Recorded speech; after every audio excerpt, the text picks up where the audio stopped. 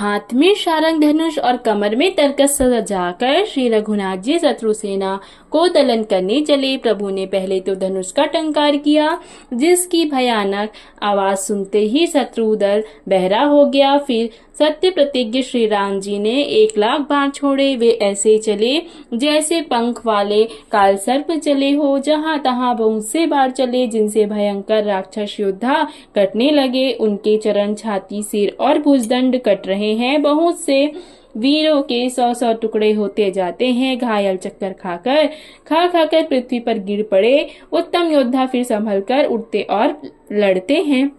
बाण लगते ही वे मेघ की तरह गरजते हैं। बहुत से तो कठिन बाण को देखकर ही भाग जाते हैं। बिना मुंड अर्थात सिर के प्रचंड रुंड धड़ और दौड़ रहे हैं और पकड़ो पकड़ो, मारो मारो का शब्द करते हुए गा चिल्ला रहे हैं। प्रभु के बाणों ने क्षण मात्र में भयानक राक्षसों को काट कर रख दिया। फिर वे सब बाढ़ लौटकर श्री रघुनाथ जी के तरकस में घुस गए। कुंभकर्ण ने मन में विचार कर देखा कि श्री राम जी ने क्षण मात्र में राक्षसी सेना का संहार कर डाला। तब वह महाबली वीर अत्यंत क्रोधित हुआ और उसने गंभीर से नाद किया।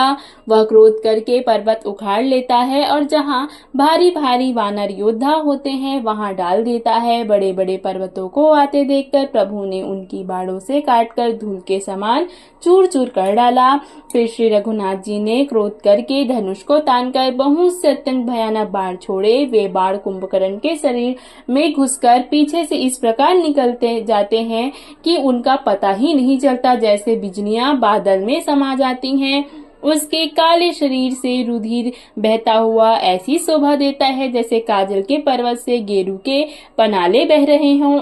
उसे व्याकुल देखकर रीछ वानर दौड़े। वे जो ही निकट आए तो ही वह हंसा और बड़ा घोर शब्द करके गरजा तथा करोड़ों करोड़ वानरों को पकड़कर वह गजराज की तरह उन्हें पृथ्वी पर पटकने लगा और रावण की दुहाई देने लगा। यह देखकर ऋछ वानरों के झुंड ऐसे भागे जैसे भेड़िए को देखकर भेड़ों के झुंड। शिवजी कहते हैं, वानर भालू व्याकुल होकर आर्तवाणी से पुकारते हुए भाग चले। वे कहने लगे, यह राक्षस दुर्भिक्ष के समान है जो अब वानर कुल रूपी देश में पड़ना चाहता है।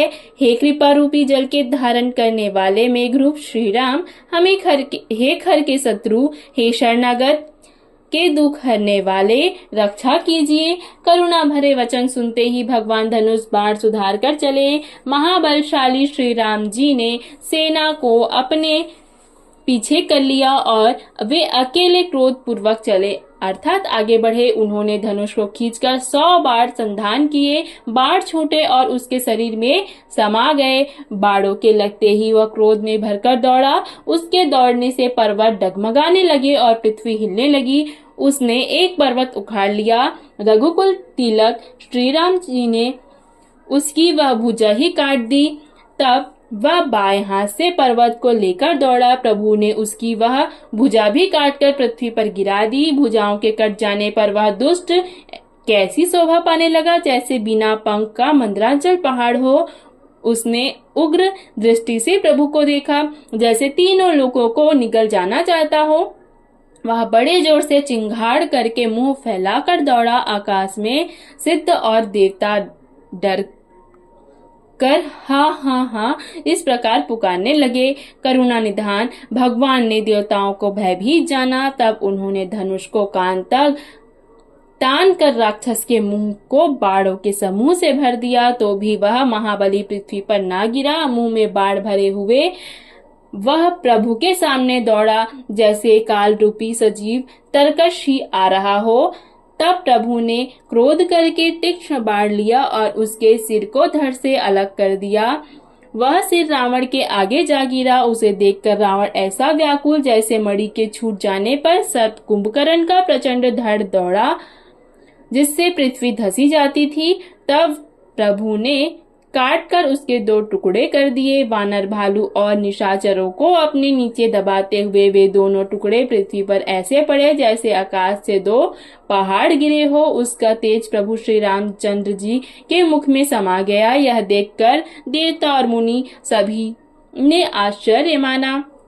देवता नगाड़े बजाते हर्षित होते और स्तुति करते हुए बहुत से फूल बरसा रहे हैं। प्रार्थना करके देवता चले गए। उसी समय देवऋषि नारद आए। आकाश के ऊपर से उन्होंने श्रीहरि के सुंदर वीर रस युक्त गुण समूह का गान किया, जो प्रभु के मन को बहुत ही भाया। मुनि यह कहकर चले गए कि अब दुष्ट रावण को शीघ्र मारिए। उसी समय श्री रामचंद्र जी रणभूमि में आकर बहुत सुशोभित हुए। अतुल्य बल वाले कौशलपति श्री रघुनाथ जी रणभूमि में सुशोभित हैं। मुंह पर पसीने की बूंद है, कमल के समान नेत्र कुछ लाल हो रहे हैं, शरीर पर रक्त के कण हैं, दोनों हाथों से धनुष बाण फिरा रहे हैं, चारों ओर ऋछ वानर सुशोभित हैं।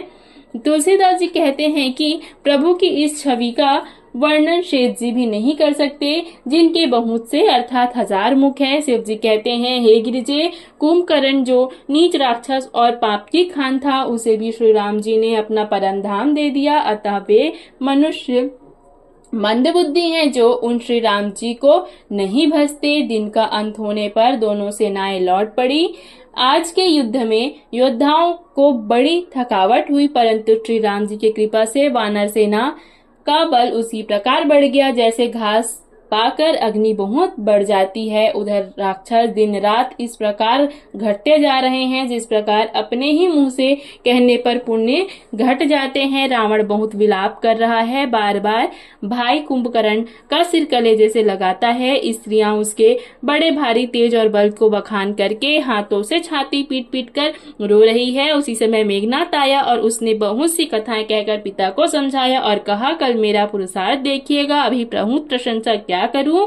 हे तात, अपने इष्ट देव से जो बल और रथ पाया था वह बल अब तक आपको नहीं दिखलाया था। इस प्रकार डिंग मारते हुए सबेरा हो गया। लंका के चारों दरवाजों पर बहुत से वानर आ डटे। इधर काल के समान वीर वानर भालू हैं और उधर अत्यंत रणधीर राक्षस।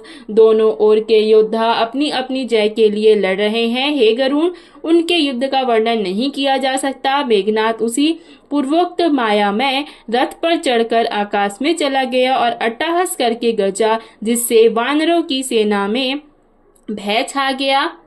वह शक्ति शूल, तलवार, कृपाण आदि अस्त्र शस्त्र एवं वज्र आदि बहुत से आयुध चलाने तथा फर से परीख, पत्थर आदि डालने और बहुत से बाणों की वृष्टि करने लगा। आकाश में 10 दिशाओं में बाण छा गए, जैसे मघा नक्षत्र के बादलों ने झड़ी लगा दी हो। पकड़ो पकड़ो मारो ये शब्द कानों में सुनाई पड़ते हैं, पर जो मार रहा है उसे कोई नहीं जान पाता। पर्वत और वृक्षों को लेकर वानर आकाश में दौड़कर जाते हैं, परंतु उसे देख नहीं पाते। इससे दुखी होकर लौट आते हैं। मेघनाथ ने माया के बल से अटपटी घाटियों, रास्तों और पर्वत कंदराओं को बाणों से के पिंजरे बना दिए, अर्थात बाणों से छा दिया। अब कहाँ जाए यह सोचकर रास्ता न पाकर वानर व्याकुल हो गए, जैसे पर्वत इंद्र को कैद में पड़े हो मेघनाथ ने मारुति, हनुमान, अंगद, नल और नील आदि सभी बलवानों को व्याकुल कर दिया। फिर उसने लक्ष्मण जी, सुग्रीव और विभीषण को बाणों से मारकर उनके शरीर को छलनी कर दिया। फिर वह श्री राम जी से लड़ने गया। अब जो बाढ़ छोड़ता है वे सांप होकर लगते हैं, जो स्वतंत्र, अनंत, एक, अखंड और निर्विकार हैं। वे खर के शत्रु श्री राम जी लीला से नागपाश के वश में हो गए, अर्थात उससे बंध गए। श्री रामचंद्र जी सदा स्वतंत्र एक अद्वितीय भगवान हैं। वे नट की तरह अनेक प्रकार के दिखावटी चरित्र करते हैं। रण की शोभा के लिए प्रभु ने अपने को नागपाश से बंधा लिया, किंतु उससे देवताओं को बड़ा भय हुआ। शिव जी कहते हैं, हे गिरिजे, जिनका नाम जप कर मुनि भव जन्म मृत्यु की फांसी को काट डालते हैं, वे सर्वव्यापक और विश्व निवास अर्थात विश्व के आधार प्रभु कहीं बंधन में आ सकते हैं। हे भवानी, श्री राम जी कि इन सगुण लीलाओं के विषय में बुद्धि और वाणी के बल से तर्क अर्थात निर्णय नहीं किया जा सकता। ऐसा विचार कर जो तत्वज्ञानी और विरक्त पुरुष हैं, वे सब तर्क अर्थात शंका छोड़कर श्री राम जी का भजन ही करते हैं।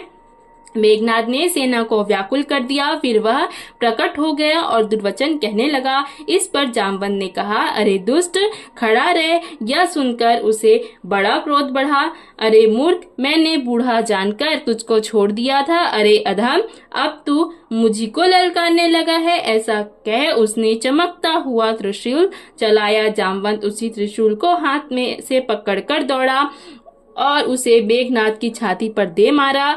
वह देवताओं का शत्रु चक्कर खाकर पृथ्वी पर गिर पड़ा। जामवंत ने फिर क्रोध में भरकर पैर पकड़कर उसको घुमाया और पृथ्वी पर पटक कर उसे अपना बल दिखाया। वरदान के प्रताप से वह मारे नहीं मरता।